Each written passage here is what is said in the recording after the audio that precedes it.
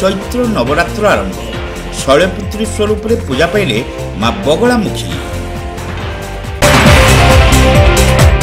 दुर्गति नाशिनी मां दुर्गा बासंतिक दुर्गोत्सव अवसर में प्रतिपद तिथि ठारू विभिन्न शक्तिपीठ में आरंभ होइछि चैत्र नवरात्र पूजा।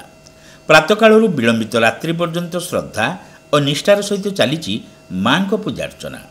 मानसिकधारी आरंभ कर श्रद्धालु और सेवक माने भक्तिर सह करुछंती मांकर आराधना। सही क्रम में बालेश्वर सहर उपकंठ तामुलिया स्थित श्री श्री पीताम्बरा सिद्ध महाशक्ति पीठ में रीतिनीति अनुसार चैत्र प्रतिपद तिथि ठारू मां बगलामुखी नवरात्र पूजा आरंभ होइछि। प्रातःकाल पंचदेवता घट और मंडलादि स्थापन सह षोडश उपचार पूजा एवं संध्यारे सप्तशती चंडीपाठ अंते 108 आहुति आदि कर्मकांड माध्यम पीठर अधिष्ठात्री मां बगलामुखी पूजार्चना करा जाइछि। पंडितों वेदमंत्र पीठर परिवेश हो उठी भक्तिमय। तेबे मांकर नवशक्ति को श्रद्धार सह आह्वान पूर्वक एठारे पूजा करा जाइताय। प्रथम दिन में पार्वती राजा हिमालय पुत्री भाव शैलपुत्री स्वरूप पूजा पाइछन्ति मां बगलामुखी। शक्ति आत्मदाह पर हिमालय पुत्री भाव जन्मग्रहण सह शैलपुत्री नाम परिचित होते।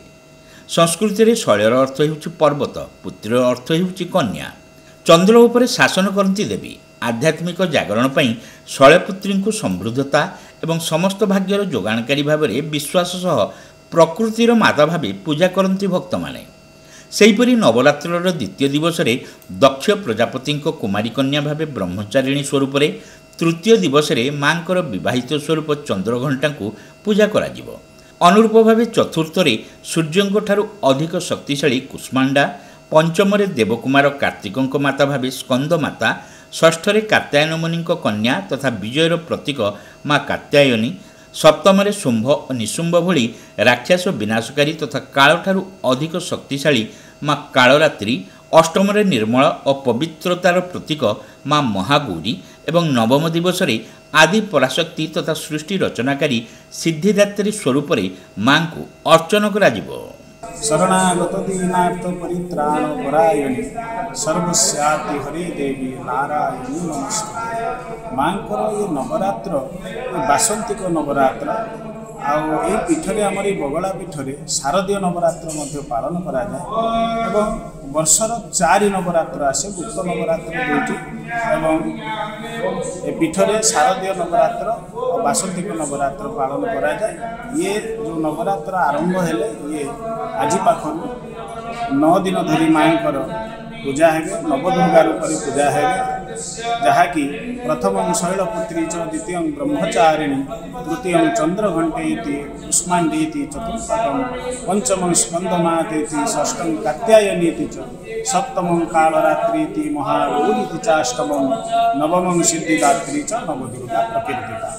यही न्याय मांकर 9 अवतार को 9 दुर्गांकर पूजा प्रत्येक दिन हम उपचार हम षोडश उपचार पूजा हम विशेष भाव में बड़ पूजा महासप्तमी, अशोकाष्टमी एवं महानवमी मांकर पूजा हे।